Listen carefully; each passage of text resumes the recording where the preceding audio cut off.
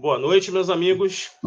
Meu nome é Luiz Eduardo e eu estou aqui para apresentar mais uma vez o Conhecimento Necessário, uma iniciativa do canal Ananke.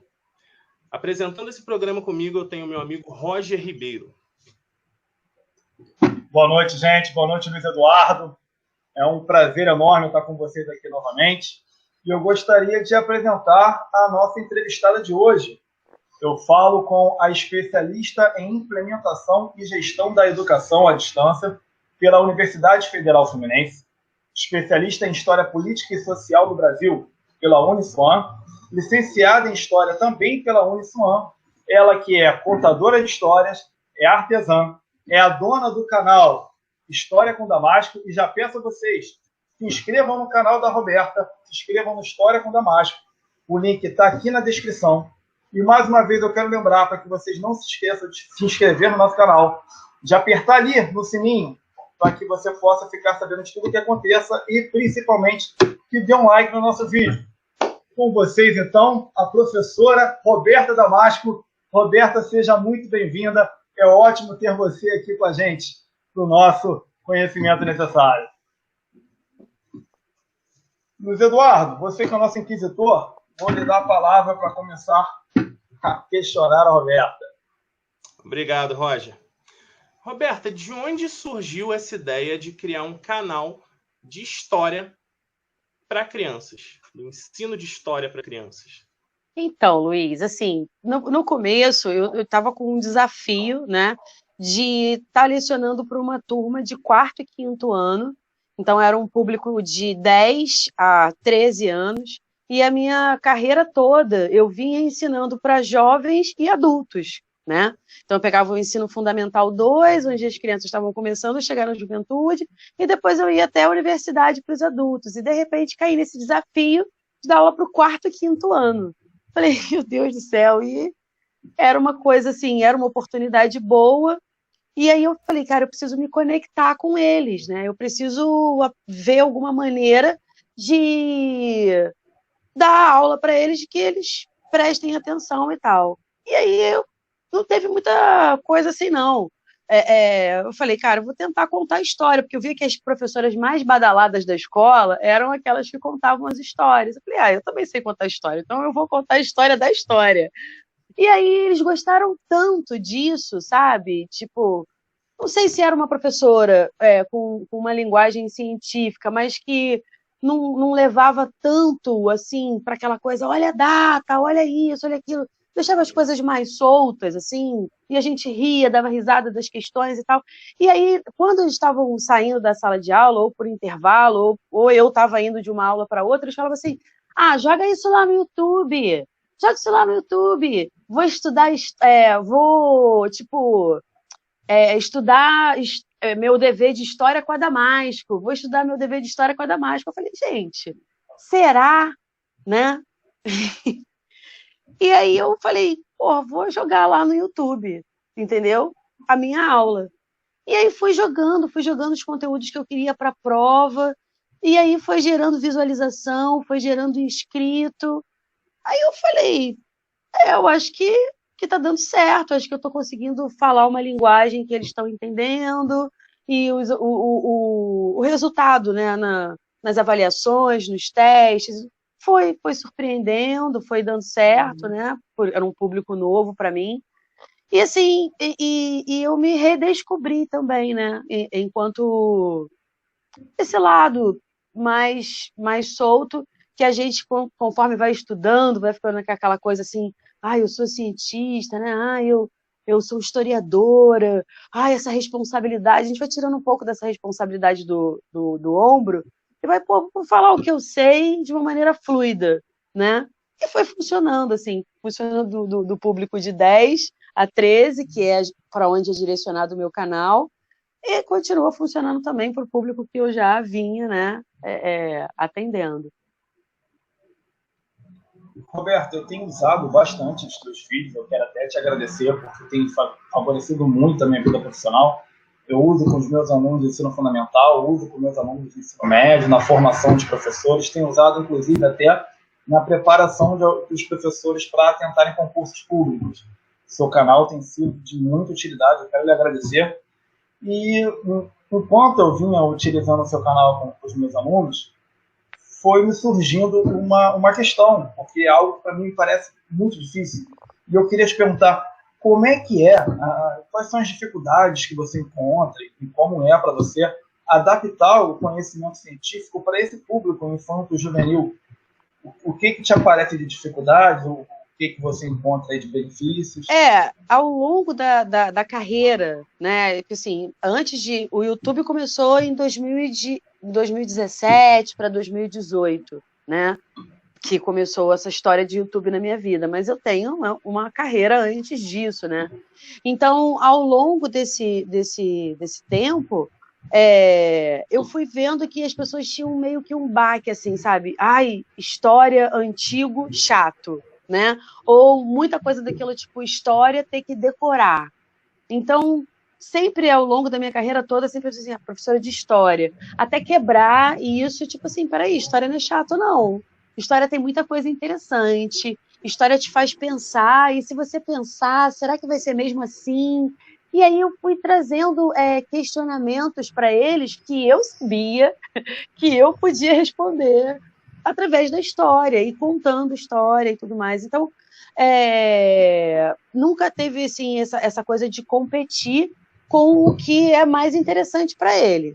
Né? Eu sei que o youtuber favorito dele é o youtuber favorito dele, eu não estou competindo com esse cara, mas eu estou ali contando história para ele de uma maneira que a gente está se conectando, que eu sei que ele está gostando, e isso eu trouxe essa bagagem para o vídeo, né?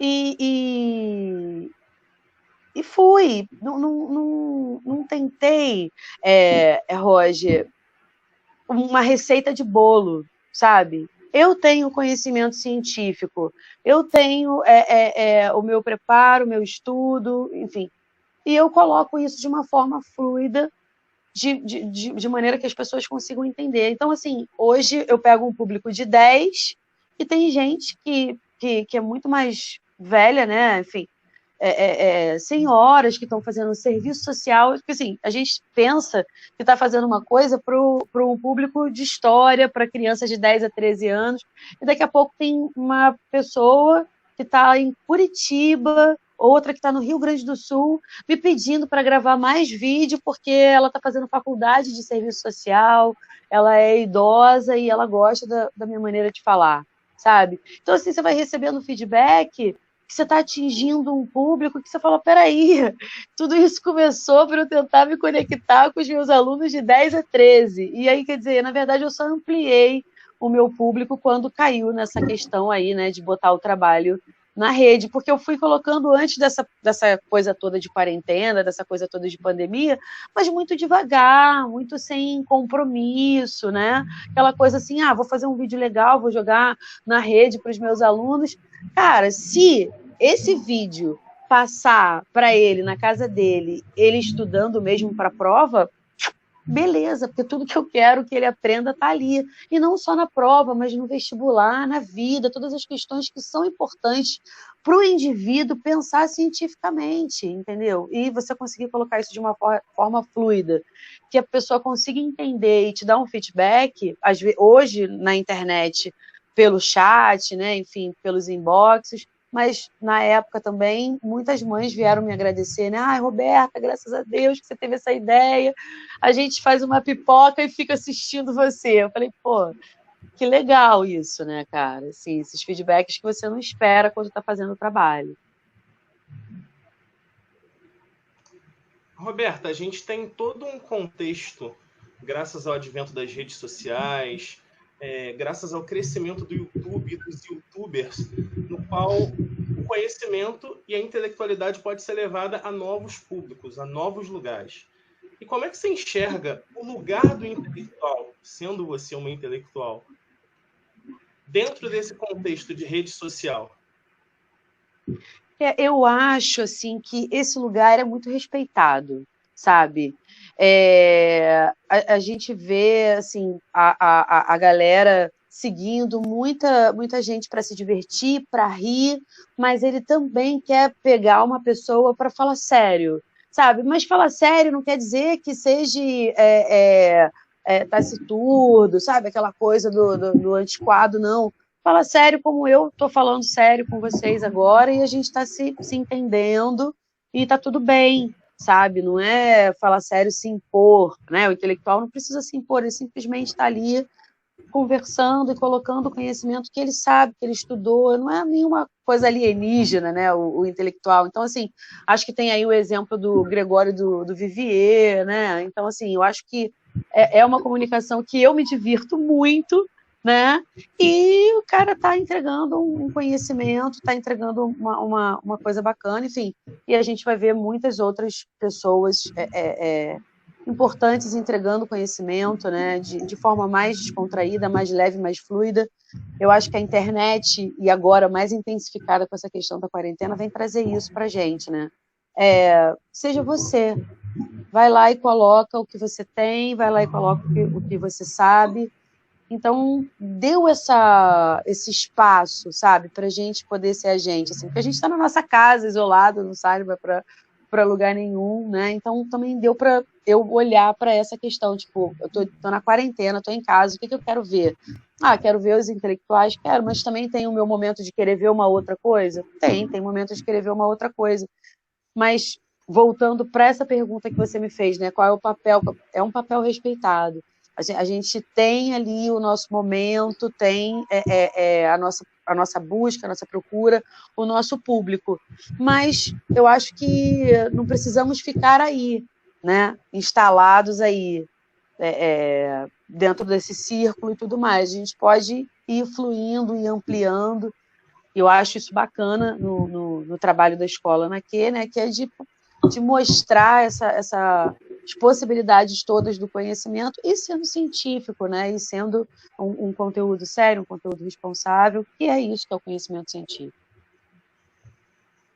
Roberto, eu quero pegar um gancho aí na pergunta do Luiz Eduardo e fazer mais uma pergunta de perdas e ganhos, porque me interessa muito entender sobre essas questões. Eu acho que muita gente que está aqui prestando atenção em nós nesse momento tem o mesmo interesse, que é entender quais são as perdas e os ganhos de se trabalhar com conhecimento científico numa plataforma assim tão aberta quanto o YouTube.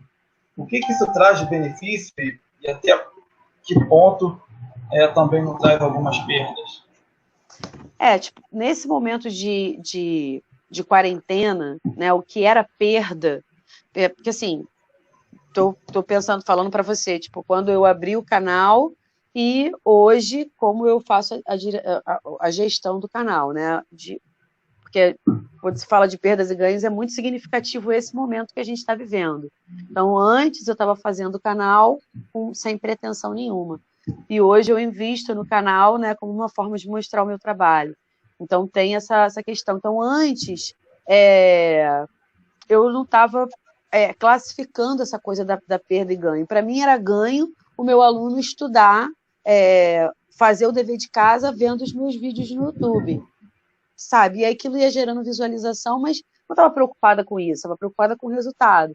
E hoje, né, eu sei se eu estou conseguindo levar esse conhecimento a partir do momento que as visualizações vão subindo, as pessoas vão dando curtida, as pessoas vão interagindo, falam, legal, tá acontecendo, né? Ou então vai chegando mensagem para mim perguntando, como é que é para ter aula com você e tal.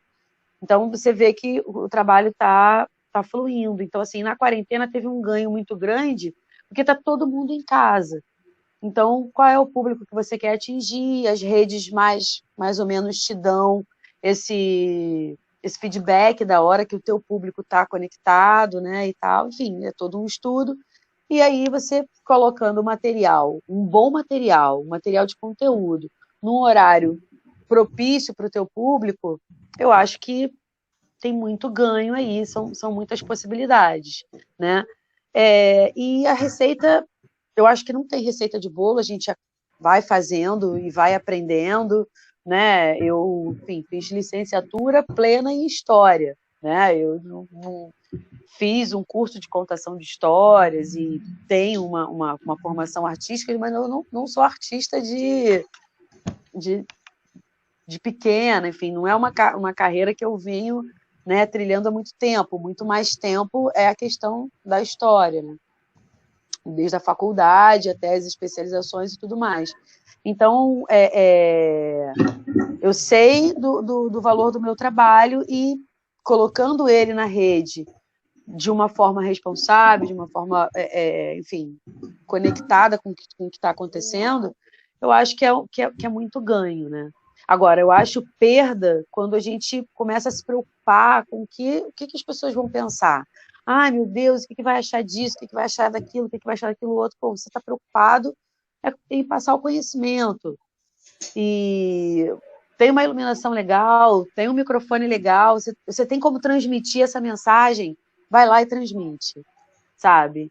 E as coisas elas vão acontecendo, porque se destaca. É uma coisa que vem se destacando, né? As pessoas buscando conhecimento favorável, conhecimento responsável, né? Eu estava assistindo essa semana uma entrevista do Bial com o Bonner, né? E ele dizendo o quanto está sendo importante essa questão da comunicação hoje, como ele comunica hoje na quarentena e como ele comunicava antes.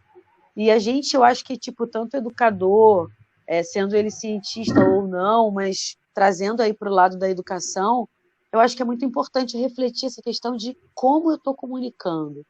Eu estou entregando conteúdo, está sendo de uma maneira prazerosa, as pessoas estão curtindo, estão compartilhando, estão buscando aprender mais, ótimo. Isso é ganho para mim na questão de enquanto profissional, entendeu, Roger? Perfeito. Roberta, você considera que nesse momento que a gente está vivenciando, um momento anticientífico, antidiscurso científico, antiacadêmico, se eu poderia colocar dessa forma, que houve algum tipo de prejuízo, algum tipo de interação danosa em relação aos seus espectadores que curtem, que assistem seus vídeos no canal, com o conteúdo que você posta, por ser um conteúdo acadêmico, sobretudo um conteúdo de história, que acaba sendo uma matéria tão vilipendiada nesse momento? Assim, no canal eu procuro botar de uma maneira bem tranquila, né? Eu estou aqui te contando uma história, entendeu? Eu estou te contando uma história e tipo, não estou levando isso porque a questão também, né, do cientista é se colocar no lugar dele. Olha, eu estou falando isso aqui com base nessas provas, enfim, né? Eu estou ali contando a história, mas em nenhum momento estou trazendo para o meu lado pessoal. Fica uma coisa um pouco lúdica. Então, acho que tem um pouco menos de ataque. Mas existe o ataque, né?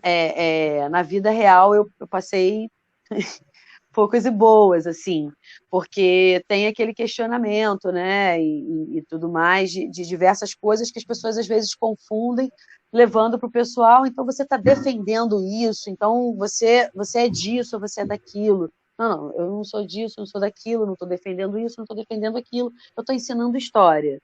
E na história aconteceu assim, assim, assim, com esses fatos, né? Enfim, foi dessa forma. Você queira ou você não queira, você gosta ou você não gosta, aconteceu dessa forma. E está documentado, é a maneira que nós podemos provar, né? Enfim, toda essa questão e traz de volta para pensar. Pô, beleza, então já que é assim mesmo, né? Que historicamente, cientificamente, já que é assim, então o que eu posso fazer com isso? O que eu posso pensar com isso? Então, assim, a vibe, né, se eu pudesse falar assim, do canal é essa, assim, é um bate-papo. Eu estou te introduzindo aí esse conhecimento em forma de um bate-papo leve, descontraído, para a gente rir um pouco, né, mas não banalizar, mas assim, descontraído, não vamos ficar com raiva, porque tem coisa na história que hoje, nos dias de hoje, né, falar gera aquela coisa tipo da raiva, tipo, de se implicar com aquilo, né? Mas como eu trago também essa bagagem artística, essa coisa do lúdico e trazendo para essa questão também um pouco infantil, não sei se eu consigo transitar tão bem que na rede eu não tenho sofrido tanto ataque assim. Roberta, muito bom. E eu queria novamente me utilizar da pergunta do Luiz Eduardo para seguir a minha. Ele comentou sobre esse ataque contra a ciência, e eu queria te pedir para fazer um comentário agora que pudesse ajudar os nossos colegas. A gente vive um momento, como você mesmo falou, em que a comunicação, principalmente a comunicação online, está sendo muito valorizada, e muitos dos nossos colegas estão tendo que trabalhar pela primeira vez dentro dessas plataformas para poder chegar nos seus alunos. A gente vive um momento hoje de distanciamento social, e muitos estão tendo que se adaptar às novas tecnologias, ou melhor, se adaptar a tecnologias já existentes, mas que são bem novas no cotidiano da maioria dos nossos colegas. Eu queria te perguntar se você tem alguma coisa para trazer para esse pessoal, alguma dica para esse pessoal, o que você pode trazer de informação para acrescentar para essa galera que não tem o hábito mesmo de estar à frente da câmera, para essa galera que está precisando aí se atualizar às pressas, que já vem sofrendo bastante com os ataques que aparecem em sala de aula e que agora, numa perspectiva muito mais aberta, dependendo da forma como cada um vai trabalhar, há um contato ainda muito maior de pessoas com aquilo que está sendo dito, que vem trazendo, enfim, um número muito maior de dificuldades para esse pessoal, tanto para o pensamento contra a ciência, quanto as dificuldades mesmo de você estar assim, se abrindo, se expondo mais do que na sala de aula, sem ter a empatia dos alunos, sem ter o contato, sem ter o tato com os alunos. O que você pode dizer para os nossos colegas que estão tendo que se adaptar a esse momento? Eu acho que é uma nova oportunidade, é olhar como uma nova oportunidade, sabe? Porque aquela dificuldade que a gente tinha, né? Eu, no caso, trabalhei na rede privada. Então, assim, a dificuldade que eu tinha, né, na sala de aula era o tempo. Eu tinha pouco tempo. Mas, assim, se a gente parar para pensar enquanto professor, você já fez mais da metade do trabalho, porque você preparava a aula, né? E, às vezes, o tempo que você tinha para dar a aula era infinitamente menor do que o tempo que você preparou para preparar aquela aula. Então, hoje, você está na sua casa, a aula já está pronta, você já sabe, o conteúdo está com você, e você tem a oportunidade de relaxar e soltar esse conteúdo da melhor maneira. Qual é a melhor maneira que você vai fluir, sabe? Sem se preocupar com o que o público vai pensar, porque o que o público vai pensar é problema dele, né? E sempre foi. A gente tem essa preocupação enquanto professor de que, né, que está ensinando, que está aprendendo, de ter esse feedback. Nós somos carentes de feedback, eu entendo isso.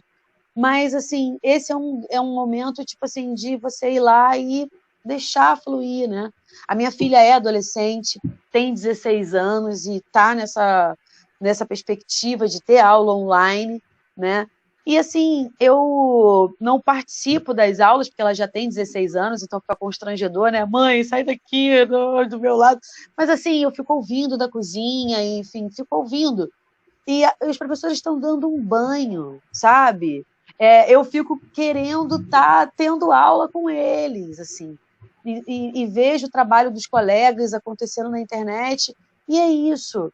São as pessoas que estão conseguindo entender que, poxa, eu estou podendo fazer o meu trabalho, aquilo que eu escolhi fazer. Tipo, eu escolhi ser professora de história, não sei você, Roger, mas eu escolhi no meu, acho que era 8º ano, eu tinha uma professora de história chamada Yara. Quando ela entrou na sala de aula e começou a ficar lá contando histórias, assim, porque ela, né, já era uma professora, enfim, uma senhora de 60 anos na época, né, que eu estudei com ela. E aí ela contando daquela parecia sei, uma vovó contando histórias para mim. Ela me seduziu, a mosca da história me picou naquele momento, e ali eu falei, cara, eu vou ser professora de história, né? Então, assim, eu acho que todo mundo está tendo essa oportunidade. Em algum momento, o cara decidiu ser professor de biologia, decidiu ser professor de química, e, cara, hoje você pode fazer isso da sua casa, do seu conforto, entendeu? E entregar de maneira leve, fluida, entendendo que é o teu melhor e que o teu aluno vai entender. E os resultados, eles acontecem. Quanto mais tranquilos e relaxados a gente se vê nisso. Agora, eu entendo que é tenso, né? Porque tem resultado aí, tem, enfim, tem que entregar aquela coisa toda. Eu sei desse outro lado burocrático da escola enquanto instituição, mas, cara, você tem se propôs a fazer um vídeo onde você tem 20 minutos, 20 minutos, honestamente, respira e solta. Solta teu conhecimento, deixa ele fluir. Parece fácil, né? Você vai gravar assim, às vezes eu gravo, né? Para determinados trabalhos, 10, 15 vídeos, assim, né? Tipo, isso não tá bom, ai meu Deus do céu, isso, ai caraca. E se você às vezes não consegue gravar o vídeo assim, fluido, indo direto, e aí eu então sou o Eduardo Mão de Tesoura, eu corto tudo errado, eu picoto tudo errado para depois colocar, enfim. A gente tem as nossas dificuldades. Então, tipo assim, cara, já que eu tenho dificuldade de cortar vídeo, editar, fazer e acontecer, então vamos lá de maneira fluida. Mas se não tá dando para ir de maneira fluida, vai lá, faz uma parte, pausa, dá uns 2 minutinhos, continua de novo, porque é o tempo de você vir com a tesoura certinho e editar o vídeo, né? Enfim, a gente vai descobrindo caminhando. Não tem receita de bolo, Roger. É no caminho. E aí você vê o seu primeiro vídeo que você fez lá em 2017 e vê o vídeo que você está fazendo hoje. E você vai vendo que, pô, beleza, assim, tô conseguindo, né? Tô conseguindo relaxar, tô conseguindo entregar, tá fluindo, as coisas estão acontecendo, que é quando a gente meio que relaxa, mas entendo perfeitamente para depois de pensar assim, ai, a Roberta simplesmente falou, vai lá e relaxa, como se fosse a coisa mais fácil do mundo. Entendo toda essa questão de ataque, entendo todo esse transtorno que a gente tem, mas entendo que ou você vai se ocupar disso, ou você vai se ocupar do que você quer fazer. E hoje existe essa possibilidade de você poder estar dentro da sua casa e fazer aquilo que eu posso fazer, aquilo que eu me apaixonei no 8º ano. Eu acho isso muito bacana, né?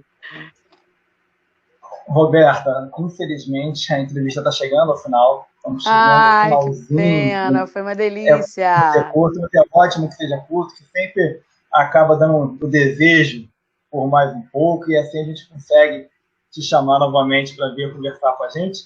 Mas antes do Luiz Eduardo poder fechar o programa, eu quero te pedir para fazer essas considerações finais, falar um pouco do seu canal, para o pessoal que está assistindo e por acaso não conheça. Vou deixar com você aí um pedacinho para um apelo.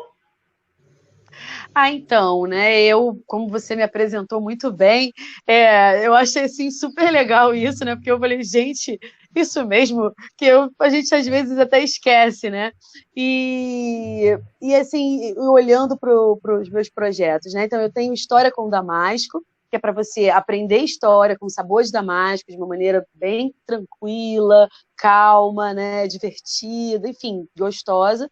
E tem o trabalho enquanto artesã e contadora de histórias no Natural de Damasco, que é um projeto de crochê com fio de malha, um projeto sustentável, junto com uma rede de mulheres, né, que, enfim, trabalha nesse propósito de economia solidária, coletiva.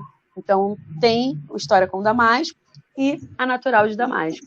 Tá no Instagram, tá no Facebook, só jogar lá o @ que vocês encontram. Roberta, muito obrigado por estar com a gente hoje, com os nossos telespectadores. Muito obrigado a você que nos assiste. E eu devo lembrar, se inscreve no nosso canal Escola Nank, se inscreva no canal da Roberta, História com Damasco, o link está aqui embaixo. E boa noite a todos. Uma boa noite, gente. Foi muito bom.